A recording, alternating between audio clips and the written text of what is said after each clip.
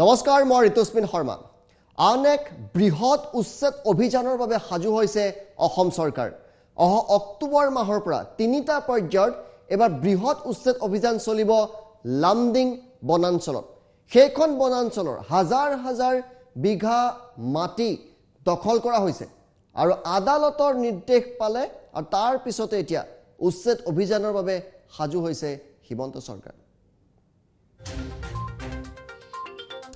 অক্টোবৰত আৰম্ভ হ'ব আন এক উচ্ছেদ অভিযান অসমত লামডিং সংৰক্ষিত বনাঞ্চলত উচ্ছেদৰ নিৰ্দেশ দিছে আদালতে হাজাৰ হাজাৰ বিঘা মাটি দখল হৈছে লামডিং বনাঞ্চলত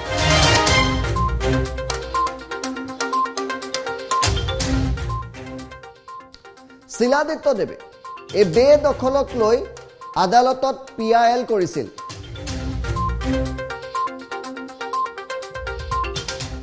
ৰেলৰ জৰিয়তে আহি বনাঞ্চলখন বেদখল কৰাৰ অভিযোগ ৰেলৰ জৰিয়তে মানুহ আহে আৰু বনাঞ্চলত বেদখল কৰে 22,403 হেক্টৰ ভিতৰত 1,410 হেক্টৰ ভূমি দখল হোৱাৰ তথ্য তিনিটা পৰ্যায়ত লামডিঙৰ বৃহৎ অঞ্চলত উচ্ছেদ চলিব অক্টোবৰৰ পৰা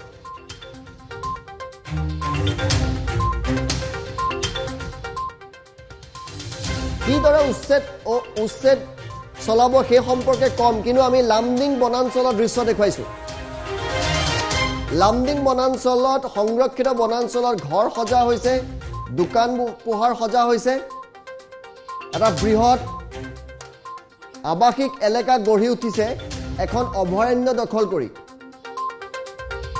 ক'ৰ পৰা আহিছে তেওঁলোক সেই কথাও আমি কম আৰু আদালতৰ নিৰ্দেশ সম্পৰ্কেও আমি কম শিলাদিত্য দেৱে প্ৰাক্তন বিধায়ক শিলাদিত্য দেৱে এই ঘটনা সম্পৰ্কে জুন মাহত পিআইএল কৰিছিল আৰু তাৰ পিছত আদালতে কি নিৰ্দেশ দিছে শুনাইছো আপোনালোকক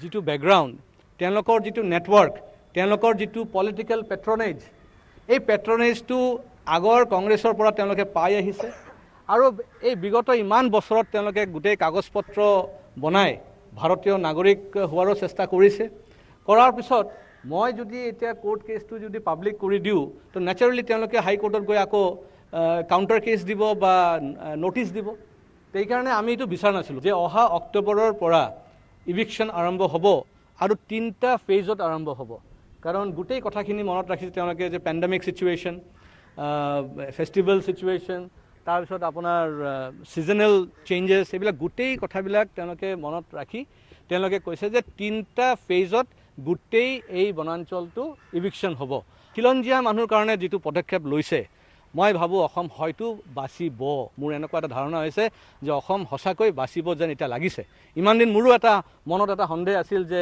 আমি চাগে অসম বচাব নোৱাৰিম কিন্তু এতিয়া মোৰ এই ধাৰণাটো অলপ সলনি হৈছে আৰু তেওঁৰ পদক্ষেপ দেখি মই ভাবিছোঁ যে আগন্তুক দিনত আৰু বহুত শীঘ্ৰে এইটো নহয় যে এইটো এটা ইলেকশ্যন এজেণ্ডা হ'ব যে অহা 5 বছৰ এনেকৈ চলি থাকিব আকৌ ইলেকশ্যন এজেণ্ডা বনাই পেলাই কৰিব এইটো নহয় মোৰ যিটো ধাৰণা তেওঁৰ এই 5 বছৰ কালতে চিফ মিনিষ্টাৰ কালতে তেওঁ এই গোটেই কাম সম্পূৰ্ণ কৰিব বুলি মোৰ এইটো বিশ্বাস পিআইএল কৰিছিলোঁ কেছ নাম্বাৰ হ'ল 37/2021 আৰু কেছটো আছিলে ৰিগাৰ্ডিং মানে লামডিং ৰিজাৰ্ভ ফৰেষ্ট আপোনাৰ সকলোৱে জানে যে লামডিং ৰিজাৰ্ভ ফৰেষ্ট সেইটো বেচিকেলি আপোনাৰ 22,403 হেক্টৰৰ ওপৰতে আছে আৰু বিশেষকৈ তাতে ৱাইল্ড লাইফৰ লগত এলিফেণ্ট মানে হেবিটেট বুলিও আপুনি ক'ব পাৰে আৰু Nagaon south forest division Dhansiri Lumding elephant reserve notify কৰিছিল 2003 চনত কিন্তু দেখা গ'ল কি যদি আপুনি লংকাৰ পৰা লামডিংলৈ যায় জংঘলত হাতী নাথাকে ৰাস্তাৰ ওপৰতে হাতী থাকে কাৰণ জংঘলটো নাই আৰু এই কথাটো মোৰ মনত আহিছে 2007 চন হ'ব মই নগাঁৱলৈ গৈছিলোঁ আৰু নগাঁও চাৰ্কিট হাউচত মোক এজন কৰ্মীয়ে লগ পাইছিল তেখেতে অটো ৰিক্সা চলায় আৰু মোক ক'লে যে দাদা আপোনাক এটা কথা ক'ব বিচাৰিছোঁ প্ৰত্যেক দিনা ৰাতি শিলঘাট এক্সপ্ৰেছ যেতিয়া আহে শিলঘাট এক্সপ্ৰেছৰ পৰা কিছুমান সন্দেহযুক্ত মানুহ তেওঁলোকে ট্ৰেইনৰ পৰা নামি আহে আৰু ষ্টেচনত 2-3টাকৈ ষ্টাৰ বাছ থাকে সেই ষ্টাৰ বাছত বহি পেলাই ক'ৰবাত গুচি যায়। কিছুদিন পিছতে তেওঁ মানে সেই বাছৰ ড্ৰাইভাৰৰ লগত কথা পাতিলে গম পালে যে এই বাছবিলাক উদালিৰ পৰা আহে। উদালি মানে হ'ল আপোনাৰ লামডিং ৰিজাৰ্ভ ফৰেষ্টৰ লগত। তাৰমানে 2007 চনত তেওঁ যেতিয়া মোক কৈছে তাৰো আগৰ পৰা চাগে শিলঘাট এক্সপ্ৰেছত তেনেকৈ সন্দেহযুক্ত মানুহসকল আহে, ষ্টাৰ বাছত বহি যায় আৰু ৰাতিৰ এন্ধাৰত তেওঁলোকে গৈ এই লামডিং ৰিজাৰ্ভ ফৰেষ্টত গৈ বসবাস কৰে। তাৰমানে কিমান বছৰ ধৰি কিমান হাজাৰ মানুহ এনেকৈ আহি লামডিং ৰিজাৰ্ভ ফৰেষ্টত বসবাস কৰিছে। আৰু এই কথাখিনি মোৰ মনত আছিল। মই ভাবিছিলোঁ যে এইটো মানে কেনেকৈ তাৰ এটা সলিউশ্যন অনা যায়, কেনেকৈ আমি ইভিকশ্যন কৰিব পাৰোঁ।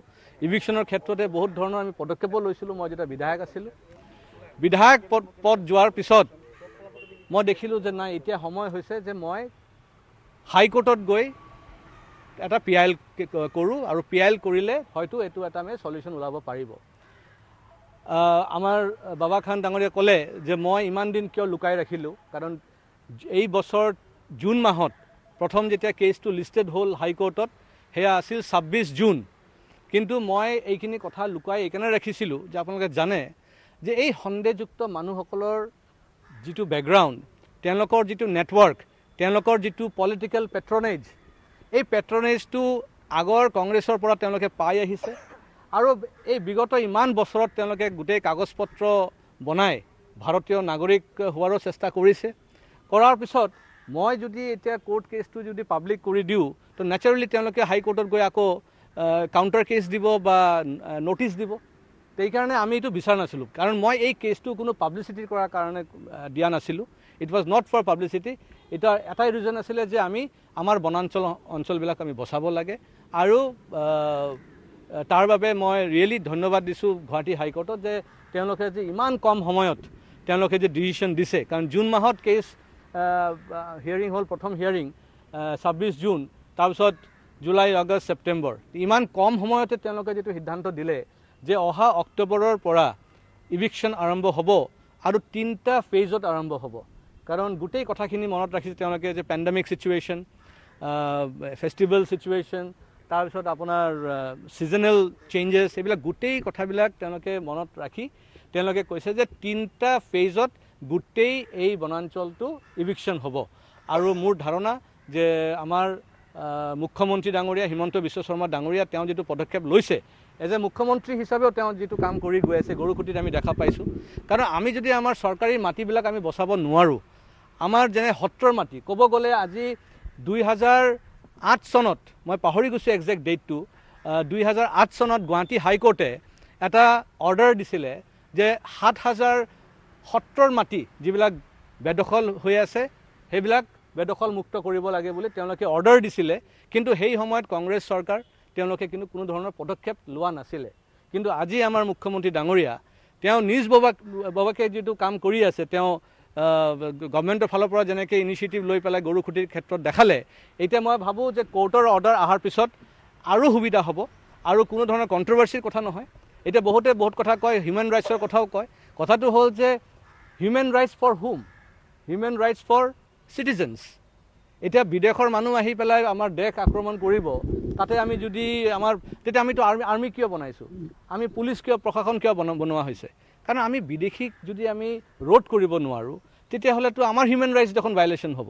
আমি বিদেশীৰ হিউমেন ৰাইটছৰ কথা চিন্তা কৰি পেলাই আমাৰ বনাঞ্চলবিলাক তেওঁলোকে দখল কৰিব, আমাৰ সত্ৰৰ মাটি তেওঁলোকে দখল কৰিব, সেইটোতো হ'ব নোৱাৰে। আৰু আকৌ কথা আহিছে যে কম্পেনচেশ্যনৰ কথাও আহিছে। Compensation for what good region?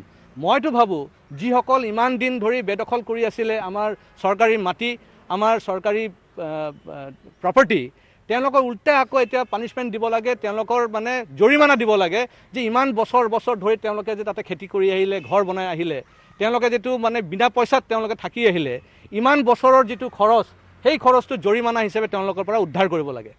আকৌ তেওঁলোকে মাটি দিয়াৰ কথাটো দূৰৰ কথা। তেওঁলোকে কোনে কৈছিলে যে চৰকাৰী মাটি বেদখল কৰিব লাগে বুলি? সেইটোতো কথা নহয়। তেওঁলোকৰ পপুলেশ্যন বাঢ়িব, একদম মানে 100% বাঢ়ি থাকিব, আৰু য'ত ত'ত মাটি বেদখল কৰি বহি থাকিব, যাৰ তাৰ প্ৰপাৰ্টি দখল কৰিব, সেইটোতো হ'ব নোৱাৰে। আৰু তাৰপিছত আমাৰ লাইবিলিটি কোনে হ'ব? গভৰ্ণমেণ্টে ল'ব লাগে, যে গভৰ্ণমেণ্টে মাটি দিব লাগিব, গভৰ্ণমেণ্টে খুৱাব লাগিব। আজি ভাৰতবৰ্ষৰ অনলি 1% মানুহ টেক্স দিয়ে, ইনকাম টেক্স দিয়ে। এই 1% মানুহে গোটেই ৰাইজক খুৱায়। আপুনি যদি BPLত যায় কোনে খাই আছে এতিয়া? যিমান চৰকাৰী আঁচনি আছে কোনে খাই আছে? কেইজন খিলঞ্জীয়া মানুহ মানে চাউল আৰু কাপোৰ আৰু আপোনাৰ ঘৰ বাৰী মাটি পাই আছে? চবটো দেখোন চব সন্দেহযুক্ত মানুহবিলাকে কাঢ়ি লৈ গৈ আছে। তাতে দেখোন কোনো চবে নিমাত হৈ বহি আছে। সেইকাৰণে মই আকৌ ধন্যবাদ দিব বিচাৰিছোঁ আমাৰ হিমন্ত বিশ্ব শৰ্মা ডাঙৰীয়া যে তেওঁ খিলঞ্জীয়া মানুহৰ কাৰণে যিটো পদক্ষেপ লৈছে, মই ভাবোঁ অসম হয়তো বাচিব। মোৰ এনেকুৱা এটা ধাৰণা হৈছে যে অসম সঁচাকৈ বাচিব যেন এতিয়া লাগিছে। ইমান দিন মোৰো এটা মনত এটা সন্দেহ আছিল যে আমি চাগে অসম বচাব নোৱাৰিম, কিন্তু এতিয়া মোৰ এই ধাৰণাটো অলপ সলনি হৈছে আৰু তেওঁৰ পদক্ষেপ দেখি মই ভাবিছোঁ যে আগন্তুক দিনত আৰু বহুত শীঘ্ৰে, এইটো নহয় যে এইটো এটা ইলেকশ্যন এজেণ্ডা হ'ব যে অহা 5 বছৰ এনেকৈ চলি থাকিব আকৌ ইলেকশ্যন এজেণ্ডা বনাই পেলাই কৰিব, এইটো নহয়। মোৰ যিটো ধাৰণা তেওঁৰ এই 5 বছৰ কালতে চিফ মিনিষ্টাৰ কালতে তেওঁ এই গোটেই কাম সম্পূৰ্ণ কৰিব বুলি মোৰ এইটো বিশ্বাস।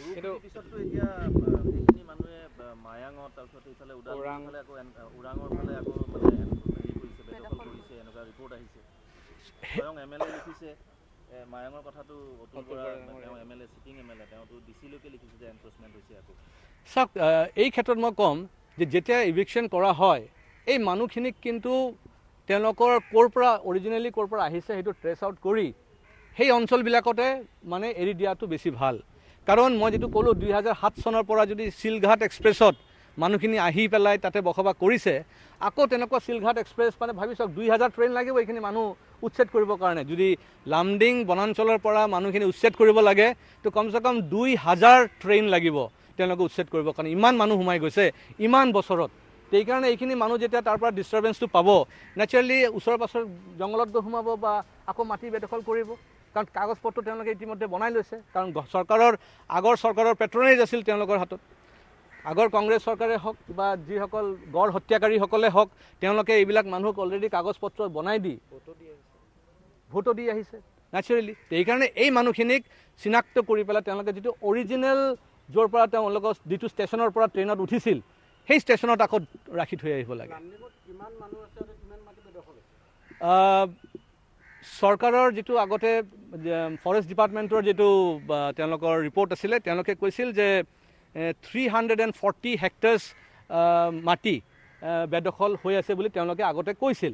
কিন্তু মই নিজে ফৰেষ্টত সোমাইছিলোঁ, নিজে এক প্ৰকাৰে ছাৰ্ভে কৰিছিলোঁ আৰু মোৰ যিটো পিটিশ্যন হাইকোৰ্টত তাতে মই উল্লেখ কৰিছিলোঁ যে more than 1000 হেক্টৰ মাটি বেদখল হৈ আছে। আৰু পিছতে যেতিয়া কোৰ্টৰ নিৰ্দেশনা আহিল আৰু চৰকাৰ পক্ষ আকৌ আপোনাৰ ছাৰ্ভে কৰিলে, তেওঁলোকে ড্ৰোনছ দি পেলাই ছাৰ্ভে কৰিলে, গোটেই আদাৰ তেওঁলোকৰ যিবিলাক মডেলিটিছ আছে সেইবিলাকৰ হিচাপত তেওঁলোকে যেতিয়া কৰিলে, দেখা গ'ল যে more than 1600 চৰকাৰৰ যিটো ৰিপৰ্ট আহিছে 1600 হেক্টৰ মানে এতিয়া বেদখল হৈ আছে।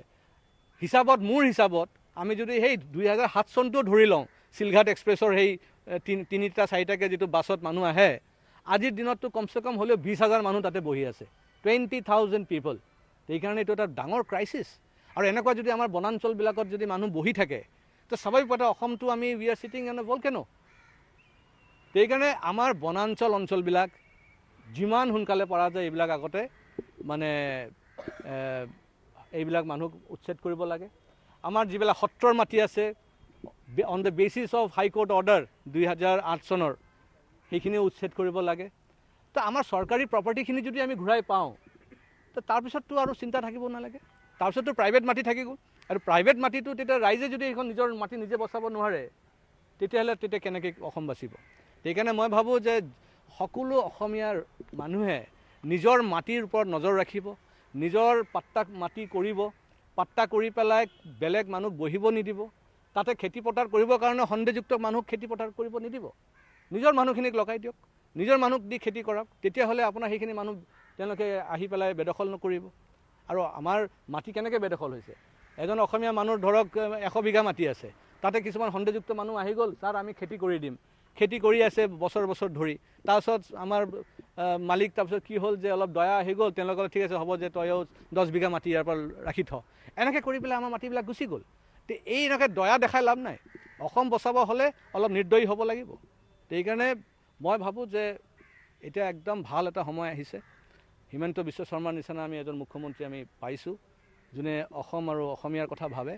তো মই ভাবোঁ যে অতি সোনকালে আমি আমাৰ চৰকাৰী যিমান মাটি আছে অসমত আমি এইখিনি ঘূৰাই ল'বলৈ সক্ষম হ'ম।